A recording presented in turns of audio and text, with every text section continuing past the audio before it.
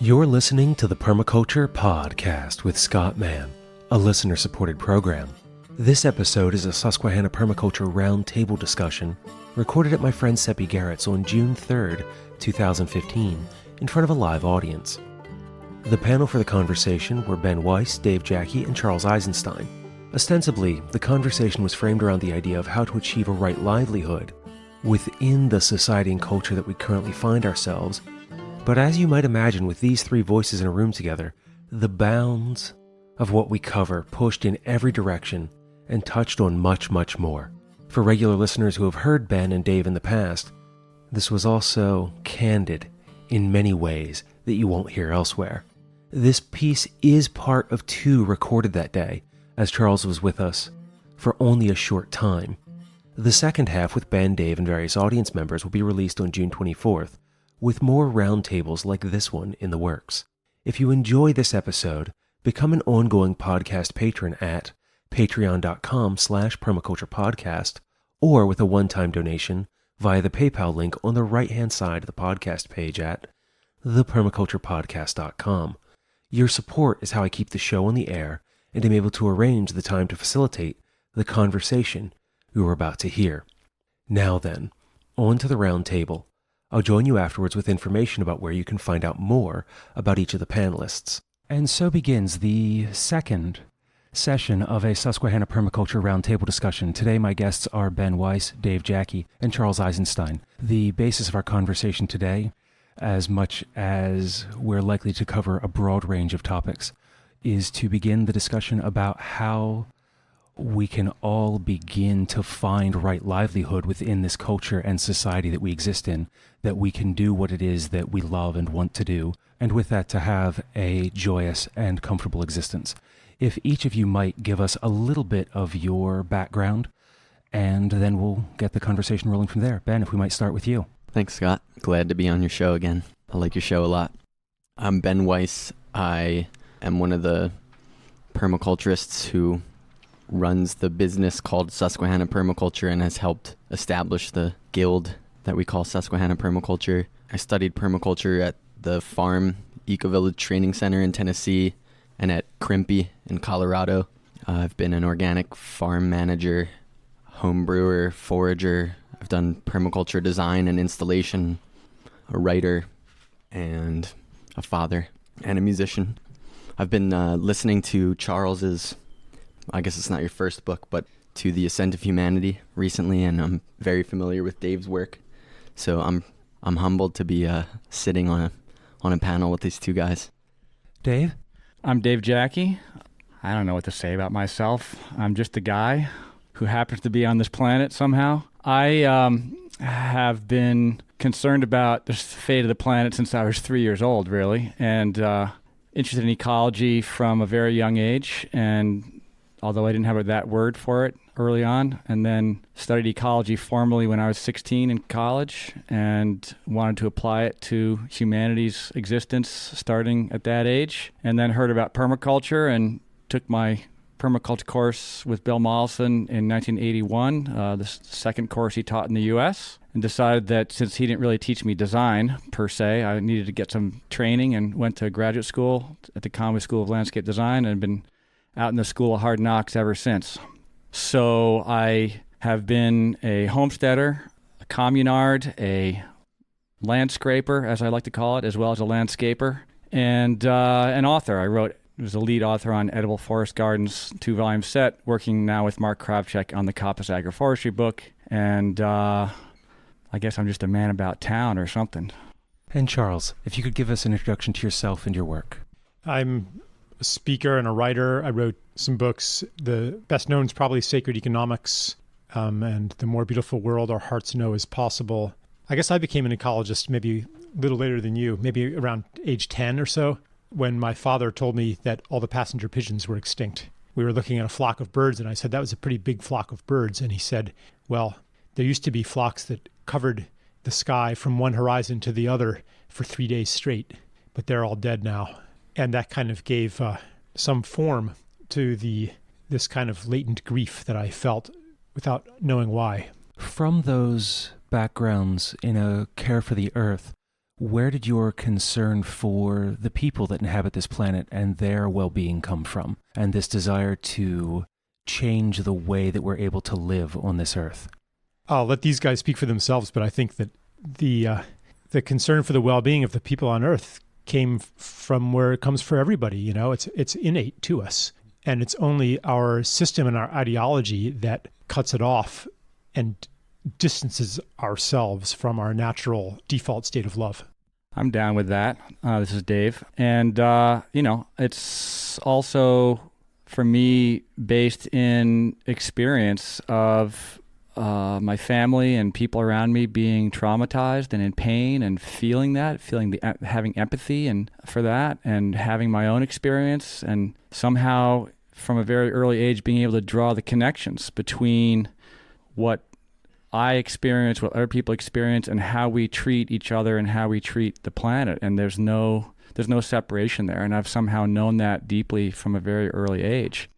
I experienced the earth care, people care thing as a false dichotomy. It's one of the things that's been emerging in me lately about that way of stating the ethics, that it still maintains the belief that humans and nature are separate, to have them as a separate ethics in that triplet there. So I don't know what to do about that, but that's what I've been aware of.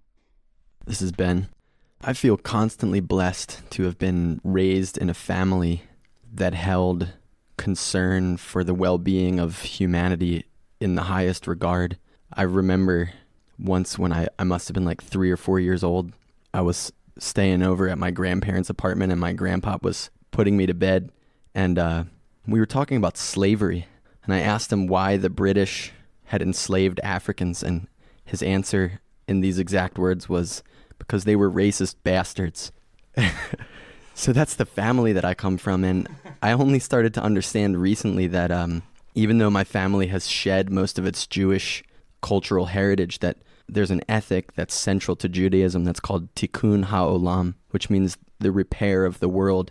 I think that is strong in my family, and I think that for me, I see that as like the really deep roots of where my concern for humanity's well-being arose from. With that concern for humanity, what do you see as ways to change this narrative that we're sold? That each of you came from a background where at a young age you had this opportunity to develop this concern for people and the earth as one, as this interconnected idea. And for my own life, it began first with the people, because I came from a large family that was very concerned about others. It didn't matter where you came from. If you showed up on my grandmother's doorstep, you were family. That kind of a tradition.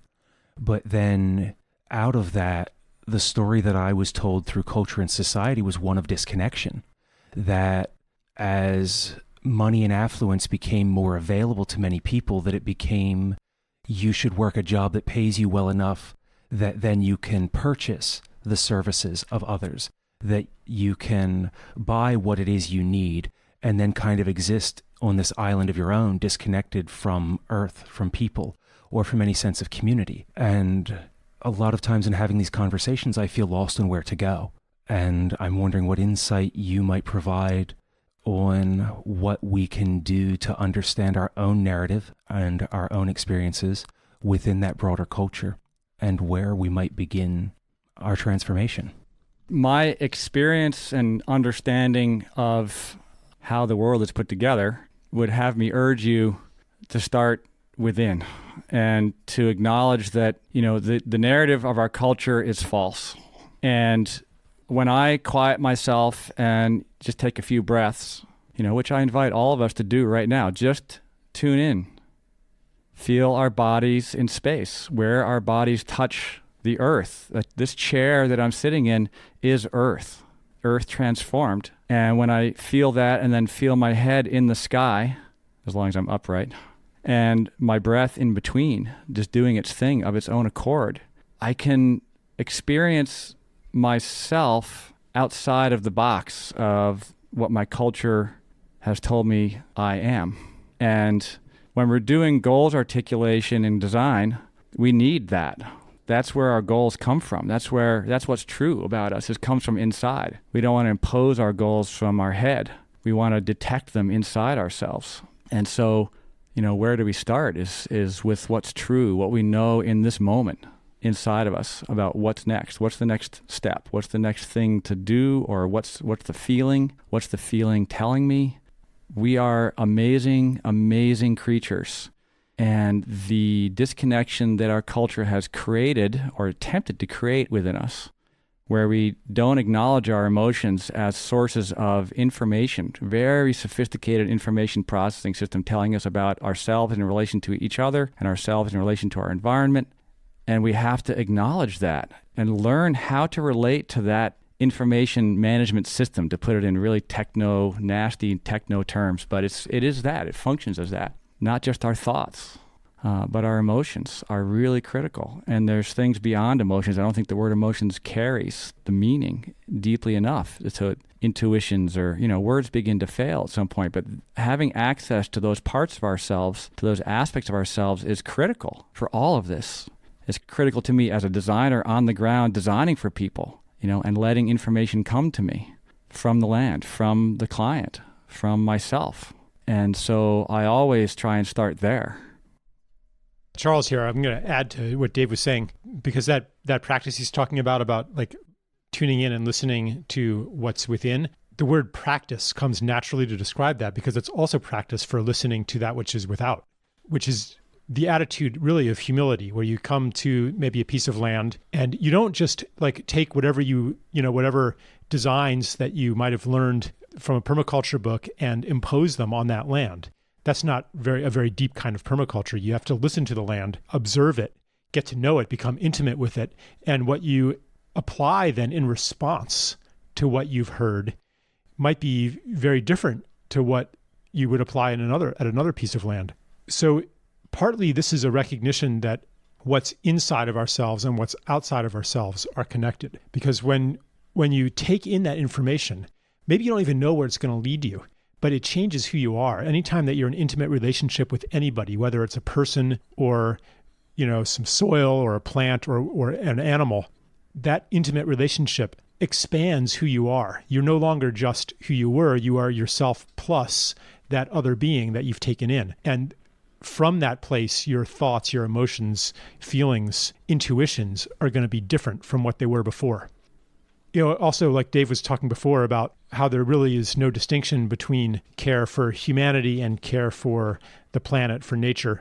I mean, really, we're kind of going through this evolution of the expansion of the self, which was through the Industrial Revolution, the Enlightenment, was narrowed down to this discrete, separate mote of consciousness, imprisoned in flesh, separate from all these other selves out there, and separate from the world, which was thought to be just a bunch of inanimate stuff, chemical building blocks. So in the last couple centuries, we've been slowly awakening from this. So for example, no longer treating, racial minorities or women or people who don't fit, sexual norms or whatever. We're no longer treating them as subhuman. At least we're working on it, and giving them full selfhood, essentially, full agency.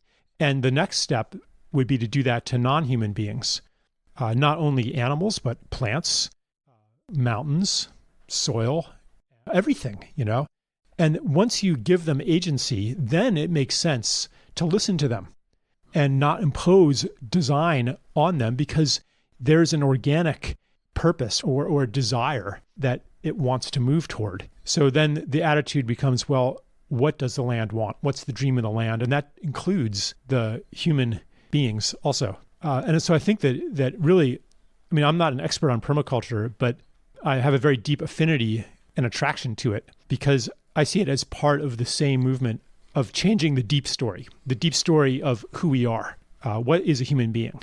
What is our role on this planet? What is the nature of reality? How does change happen in the world?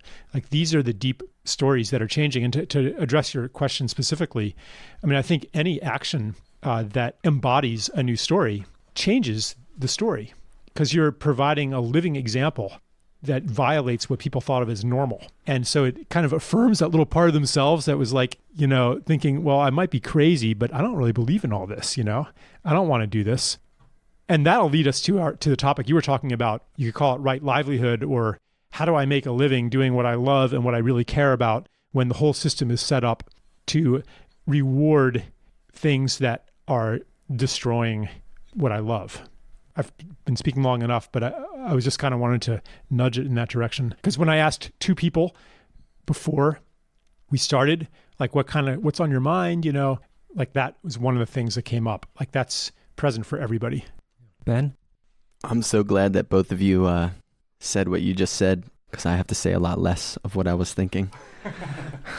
One time, Scott, on your show a few years ago, I said something about how the creation myth of permaculture includes this almost worship of native cultures, and yet permaculture as a design science clings so heavily to modern science, and that there are ways of knowing that traditional people spent many, many millennia cultivating that modern science refuses to acknowledge are real.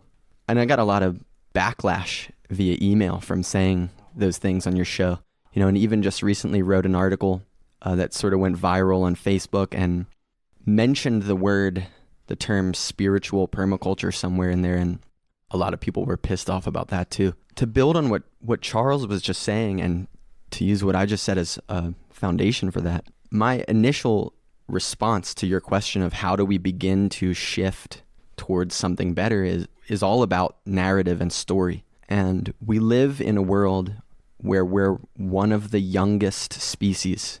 I often go and sit underneath a huge ginkgo tree that grows in a cemetery. Ginkgo trees, they're the oldest tree species on Earth. Somebody out there probably knows how many millions of years old that species is. And increasingly, even modern science through the fields like epigenetics are starting to realize that there is actual wisdom that gets passed down from generation to generation through species. And here we are at a moment of utter crisis because of the way that our species has been behaving.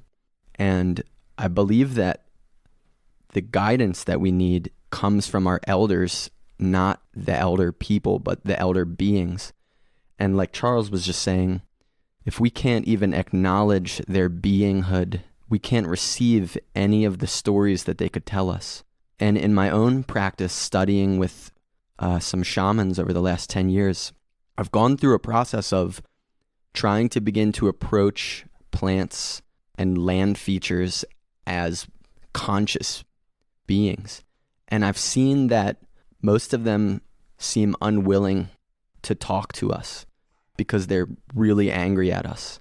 But I've also seen that once one of them begins to communicate with us, it seems like that they begin to vouch for us. I was just explaining this to some students in my PDC the other day. For me, the portal into communicating with the world and trying to receive a better story was just through my love of plants. And as I got to know a few plants, it was like they showed me things that helped me to get to know other plants. And then all those plants showed me things that helped me to get to know the land or animals. And that expands and expands. And there really is a voice.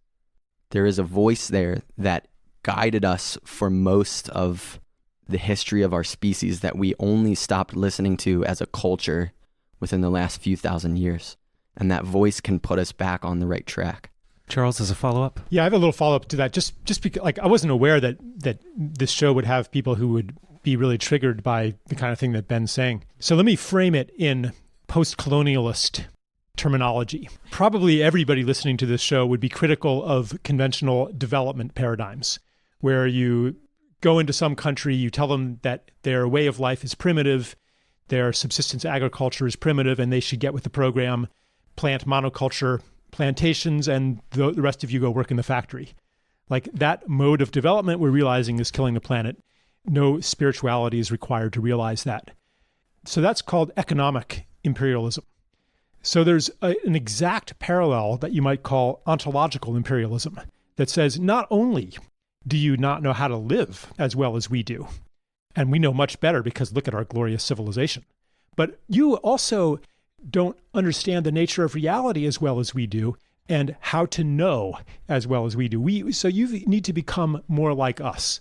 That's an exact parallel to other kinds of colonialism. And now I think we're reaching a point of humility, like How do we know that we know better than you do? Is it because we've succeeded in such glorious achievements on this planet? And well, maybe there's a few problems, but all we have to do is apply our way of knowing even more. So I was reading this anthropological book about some agrarian culture in South America. I can't remember where it was. And they had these irrigation ditches, that they've been using for hundreds of generations or whatever. And the water always reaches everybody's field. And then the agronomists came in and said, we can improve on this.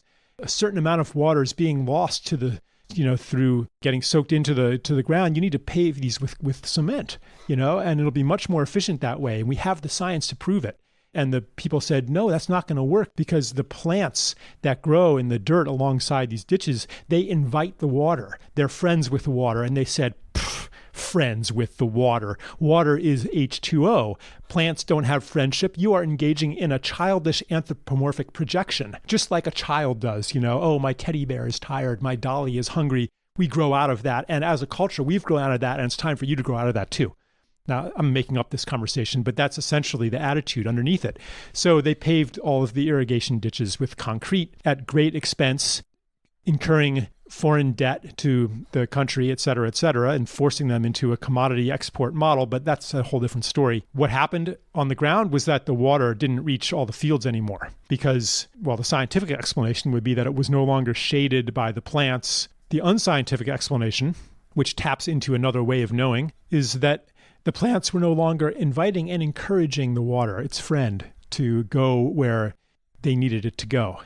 So, it's just like Ben was saying, our trust in the way of knowing that we're used to is faltering. And let's let go of the arrogance, and open up to other sources of information. This is Dave. I would love to let go of my arrogance. I am still an arrogant bastard. I don't want to be, but God, man, the acculturation is so intense. And I've written down a bunch of notes about things responding to all these things. But the thing I want to bounce off of initially right now with what Charles was just saying is, I mentioned my issue with the ethics of permaculture as stated and how it continues that separation of people and nature. Well, there's a whole critique that I could make of the ethics of permaculture and the philosophy of permaculture because, my understanding, I'm not a philosophy major, I'm not a student of philosophy, but what little philosophy I did learn in college, they talk about 3 core elements of any philosophical system to be a whole system. It needs to have at least 3 things: an axiology, an ontology, and an epistemology. Latinate words, very heady words. Latinate words tend to be heady. Axiology is the principles and the ethics, right? Permaculture has those, probably too many principles, right? We don't have a consistent set of principles. We haven't come to agreement. I'm fine with that. I think that's part of the evolution. But we could say that permaculture has a fairly clear axiology because people are actually wrestling with that. But that's just one of the 3. And the ontology, which is, what's a valid way of knowing?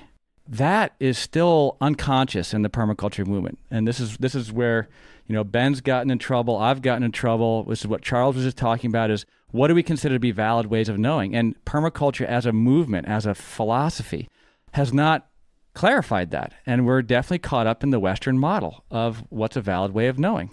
Many people. And this is one of the frustrations I've been having with permaculture and makes me not want to use the word in association with myself. The other one is the epistemology is, what is the nature of reality? We don't have a clear idea about that either. We're still caught up in the Western view of that. What is the nature of reality? Who are we? And we, as a movement, as if we're going to be an organized movement and organized philosophy, we have to get clear on all 3 of those things, and they have to vibrate in harmony. They have to be consistent. Otherwise, we're going to be at war with ourselves. We're going to be in conflict with ourselves. Maybe not at war. There's that language right there, right? But we have barely begun to define what permaculture is. We have barely begun. And people think Mollison's designer's manual is the Bible. Give me a frickin' break.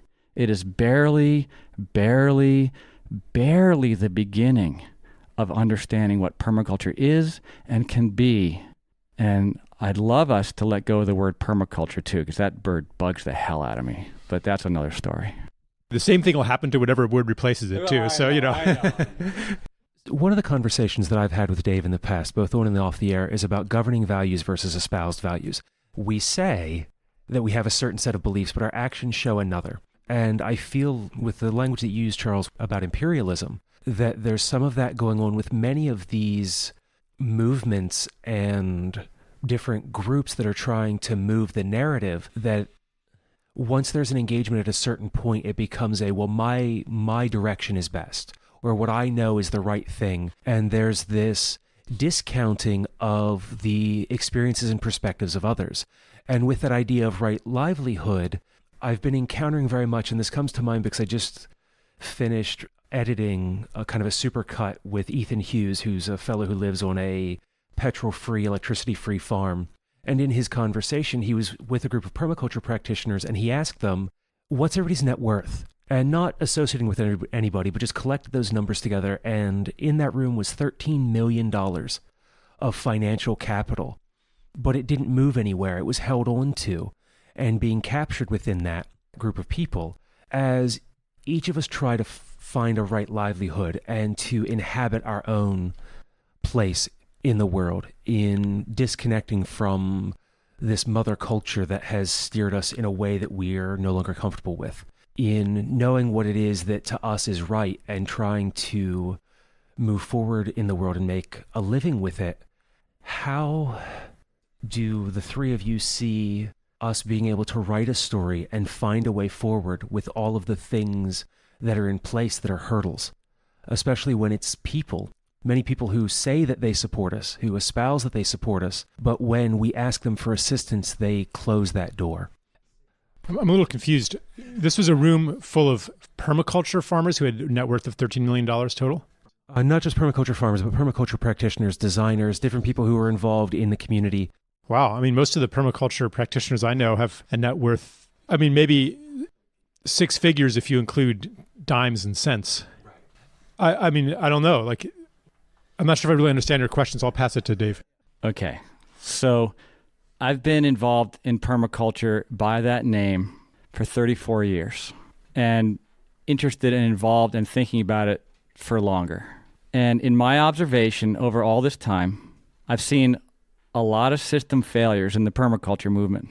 A lot of people have done stuff that have not succeeded. Now, there's been successes too, obviously, because we're still here. But my reading of the failures is that the proximate cause of failure, almost without exception, the proximate cause of failure lies in the lack of or poor design of the social and economic structures. And how do we do that, right?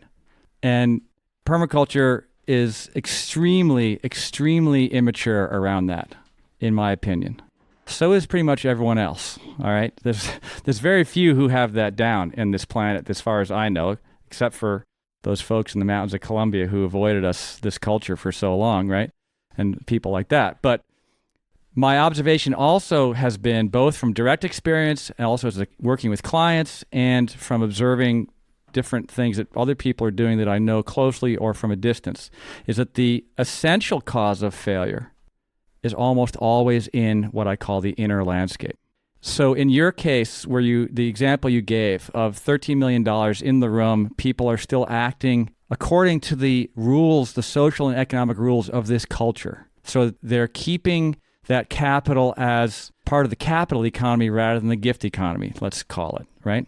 If we live in this culture and we're surrounded by this culture, the Western culture, the capital culture, the you're on your own culture, the atomized, individualistic, me culture, the culture of heroism, right? All these are inner attitudes, right? If we're surrounded by that and do not have solid, clear designs for a new alternative social structure that is clearly laid out, that we all know what the rules are and how it operates, we're unlikely to give up on what we know works as well as it has. If people have accumulatively have $13 million in the room, they've done pretty well for themselves, and they're unlikely to give that structure up until they know they have a lifeboat they're not going to sink in this winner take all, you lose, sayonara kind of situation. And that's a rational decision, actually. We really can't blame ourselves or other people for making that decision in that context. There's no shame in that.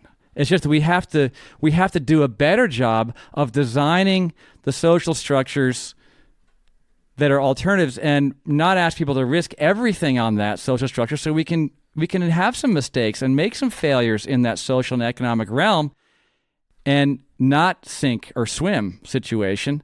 Perhaps maybe putting people in a sink or swim situation is what we need in order to actually make it work. I don't know. But we need massive innovation of social and economic system design in different contexts so that people can have a sense of what actually works, and can I give up the capitalist economy? Because what's the alternative to the capitalist economy? We don't have one yet. We just don't have one yet, and we have to create that. I was part of a land trust community in New Hampshire, and when I went through a divorce, I got screwed, basically. I lost a lot of money. That's why it's taken me 20 years to get back on a piece of land, because I ended up without really any capital leaving that place because of how that all worked out. Even though we had clear rules, you can't legislate morality and how people decide to act, but still, I'm glad for the experience. I've learned a lot from that experience, and that knowledge capital I want to share, and I just did. We have to think through the consequences and understand, because if people are afraid that they're going to sink unless they have that capital in their back pocket somewhere, then they're not going to take the leap.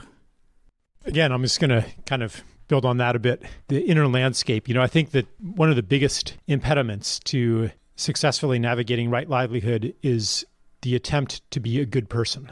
If your goal is to conform to some image of what a good person does, then the likely result is that you will achieve conforming to that image. But that image might be bolstered by failure. At least I was a good person, and I sacrificed everything, and I was pure, and I didn't taint myself with certain economic practices and so on and so forth. Like, if that's your motive, to like yourself, then that's what you will achieve, but you will not achieve things like changing the system, healing the land, and so on. And I'm laying it out in very stark terms here. Usually, there's a little bit of both, right? So let's just say, to the extent that we can free ourselves from this conditional self-approval, we'll be a lot more effective. Now, if I had a lot of money and I wanted to help somebody who's a permaculture practitioner, I would avoid, like the plague, somebody who had that motive that I just spoke of, because I know that I'm just feeding their vanity and the money's going down the sewer. Once we let go of being purists, then we can do, what the true permaculturist does, is to listen, not only to the land, but to the social environment, and let go of dogma. Like, maybe what is needed is to charge really high prices for your biodynamic eggs, $7 a dozen. I could give lots of reasons why you should do that. And I could give lots of reasons why you shouldn't do that. Like, how do you know? It depends on listening. Ultimately, and this is another thing Dave was pointing to, ultimately, like, we can't have a totally new healthy system that's embedded in an unhealthy system. We can do it for a while. Like, you can get it like your incubator, you can get your safe space, the universe in its generosity will arrange for that to happen. But sooner or later, like that dictum of Buckminster Fuller, just make a new one, everyone will come to that and it'll make the old one obsolete. Well, what happens when your new one becomes illegal, Like, is it legal to have composting toilets in Pennsylvania? I don't think so. In most states, you can't. I'm not sure. I don't think you can. A lot of the best stuff, like living machines, that stuff's illegal. So eventually you're going to bump up against the system, and even up all the way to the global systems level of the money system. I write about that kind of stuff. Like, at some point we get political. We're going to have to get political. And because the world-destroying machine that's driven by the debt-based money system, eventually it's so hungry that it will search for any kind of natural or social wealth to monetize that it can. And it will not stop until it's converted everything into money. And that's what's happening today. And so I think some of the most significant movements today are the social movements, especially debt resistance. Like, a lot of these questions we're talking about, they wouldn't even be an issue if we had a fundamentally different economic system with, say, a universal basic income, something like that doesn't force you to monetize more and more aspects of your life. Like, we're all in this together. Like, I'm not a permaculture activist, really, although it's one of my favorite topics. But, like we can understand who's our ally because we're all addressing different expressions of the same story. And so I think maybe it would help to explicitly acknowledge that, so that we're not saying, oh, permaculture, that's fine, but the most important thing is, monetary system reform. And someone else says, yeah, but what about, healing racism, and so forth. Like we're all working on the same new story, new and ancient story. And then, Charles, our time with you for this roundtable is coming to a close. So I'd like to provide an opportunity for you to provide the final thoughts for the listeners from this first discussion. I'm kind of bummed that I have to leave. Like, this is really getting good. Maybe that's because I've been doing most of the talking and I like that. But again, to echo Dave, like we are just toe deep in an ocean. What's permaculture going to be like in 600 years? We don't know. There's so much we don't know. And I like the idea of embracing that not knowing. It's the same not knowing that the permaculture practitioner embraces when he comes to a new piece of land. Maybe the first step is to just be there, not doing anything for a month, just observing, trying little experiments that you're not attached to just to see what happens, And I think with our concepts and ideas, I think that the era of the crusader who's so smart that he's figured out the right design beforehand, and his main job therefore is to proselytize that and convince everybody else that he's right. Like we don't know enough yet to do that. Plus that feeds into the ego, like I'm right, and yeah. So I guess my word is, especially if something in this show has triggered you, maybe just it's like, yeah, I'm feeling riled up about that, but I don't know. Let's embrace the not knowing. Then Ben and Dave, if you could provide us a response to Charles' closing words.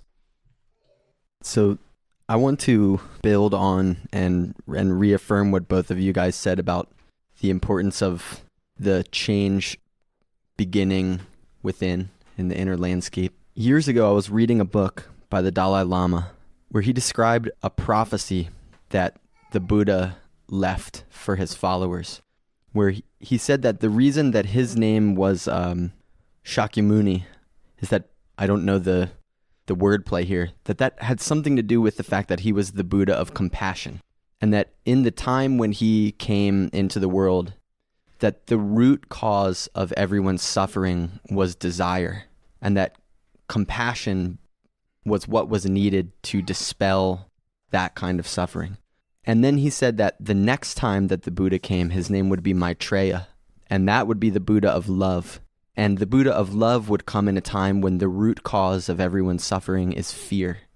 And the Dalai Lama in that book said that according to the conjecturing of those ancient monks who received that prophecy, we're somewhere around the time now when the Maitreya should come, which means that the world is mired in fear, and it's hard to argue that it's not. And what I've seen in my brief 10 years as a permaculturist compared to Dave's 34 is that despite a lot of the listening that I've done to my community, to people who had their own prophecies about what was about to happen, despite the fact that I've tried to work for these 10 years to create programs that are nested in the culture we have now, but give people pathways to step out of that, I've found that the vast majority of the people who came to step into those pathways didn't have the material well-being to support me in my work. And that has been frightening to me because I feel like I'm giving my work away for far less than it's worth. And at the same time, I've struggled and asked for support for my work from people who have the kind of funding that Scott was saying Ethan Hughes has in his permaculture class. And I haven't received that support. And I feel like I'm in a place right now of disillusionment and confusion about not only permaculture, but all of the associated movements that are trying to step towards a new story. And the only answer that I can come up with to why, even when people are given good opportunities where they don't have to sacrifice everything that they know works already, why even then so often people are unwilling to take that step towards something better is fear. I can't come up with anything other than that. Dave, your response? Well, while Charles was talking, one response was tears. They didn't quite come out, but they were definitely there, because a lot of what you were saying, Charles, was hitting home for me about what goes on inside of me. So that was great, and I'm looking forward to listening to it again on the podcast. I have this image coming to mind that I learned from studying plant ecology and plant strategies when I was writing Edible Forest Gardens. In a way, those of us who are trying to do this work are like plants living on the forest floor in a climax forest.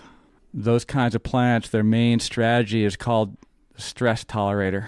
And the stress tolerator plant strategy is different from the other two, which J.P. Grime discussed. The first one is the ruderals, ruderal is the Latin word for rubble. So those are plants that are disturbance adapted, and they're usually annuals and biennials, and they come in right after disturbance.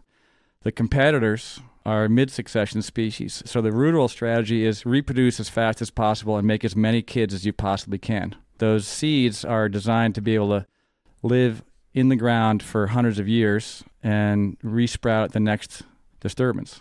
The competitor strategy, they put most of their energy into getting as big as possible, as fast as possible, and taking up all the resources they possibly can, which is, by the way, I can see this strategy present in the permaculture movement these days, socially. And they take up all that space and resources figuring they'll reproduce later. And they have time to reproduce. As long as they get as much resource as possible, they will reproduce a little bit here, a little bit there, but they're going to get all the space they can. And the thing with the competitors is they're not long-lasting. They don't live long. They build tissues rapidly, and therefore the tissues decompose rapidly. Stress tolerators, on the other hand, are adapted to growing underneath and around the competitors, living on the crumbs, living on little bits of sunshine, little bits of nutrient, little bit of water, and they build tissues that stand the test of time and resist herbivory. They resist decay, and they slowly trickle feed their roots and store nutrients and energy in their roots, waiting for a gap. And very often, especially the rhizomatous herbs in the forest floor of the climax forest, so-called climax that doesn't actually exist. It's a non-real theory, that concept. But in any case, the idea there is that they have to cobble together a living. They have roots in one place to get water, roots in another place to get nutrients, different kinds of nutrients. They have to have their shoots somewhere else to get the sunlight, and they're cobbling together a living on the forest floor amidst the giants who are hogging all the sun and all the nutrients. That was me and my primary family, my family of origin, the youngest of 5 kids. That was me in the early days of permaculture, trying to cobble together a living in a market where there was nobody knew what permaculture was, and trying to cobble together a living in whatever way I could to survive so that I could come to flower in writing Edible Forest Gardens. This is most of us in this culture of giant corporations who are sucking all the money, and you got to have more than one leg to stand on. You got to be smart about where you put your roots and where you put your shoots, and you got to tie them together in a functional way and trickle feed your root structure and store it up. So that's the image that comes to mind for me, and I'm not sure how it relates to all the rest of the conversation we had, but, it's that unity between humanity and nature. The patterns in nature apply to us, and those plants are our teachers, and we have to put ourselves in that place where we can listen long enough and quietly enough to get the message they're giving us. That's all I know how to do to make it through this, because I don't have much of a clue beyond that, to be honest. There's a very good economic reason why permaculture doesn't attract very much financial investment, and that when it does attract financial investment, it usually isn't permaculture. That's because the financial investment goes naturally toward anything that's going to bring even more money back. So if it's going toward anything in agriculture, it's going to be something that's going to, however much money is input, even more profit is going to arise. And that probably means that you're coordinating quite well with the commodity economy and so on. So if permaculture is going to get funded, and if people practicing permaculture are going to get funded, the money is going to have to come from a source that doesn't seek to get a return on investment. In other words, the money is going to have to be a gift. There's no getting around that. Well, thank you, all three of you, Ben, Dave, and Charles, for joining us for this first roundtable discussion, looking at some of the broader issues and problems that all of us face moving forward. And thank you for joining us. And that was the first half of the discussion on Right Livelihood with Ben Weiss, Dave Jacke, and Charles Eisenstein. You can find out more about Ben at susquehannapc.com. Dave's website is edibleforestgardens.com, and Charles is at charleseisenstein.net. I'm going to hold my commentary on this until the release of Part 2 on June 24th. In the meantime, I want to let you know that I will be a guest instructor at Jude Hobbs' upcoming teacher training in cooperation with Beyond Organic Design on June 28th at the Commons in Brooklyn, New York. You can find out more at beyondorganicdesign.com. After that, I'll be a keynote speaker on Friday, August 21st, 2015, talking about building resilient communities and permanent culture at the Radical Gathering in Bowling Green, Kentucky. That's a 4-day event of music and workshops that runs from August 20th through the 23rd, 2015. The website for that festival is at Radicle, RADICLE, gathering.com.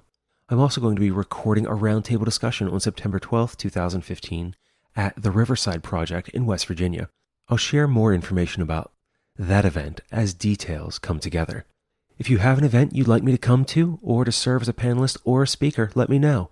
Email show@thepermaculturepodcast.com, call 717-827-6266, or write The Permaculture Podcast, P.O. Box 16, Dauphin, Pennsylvania, 17018. That's also how you can reach me if you have any questions about permaculture, or if I can connect you with someone who you've heard on the show. That's going to wrap this episode. I'll join you next week with an interview from Penny Livingston Stark. Until then, take care of Earth, yourself, and each other.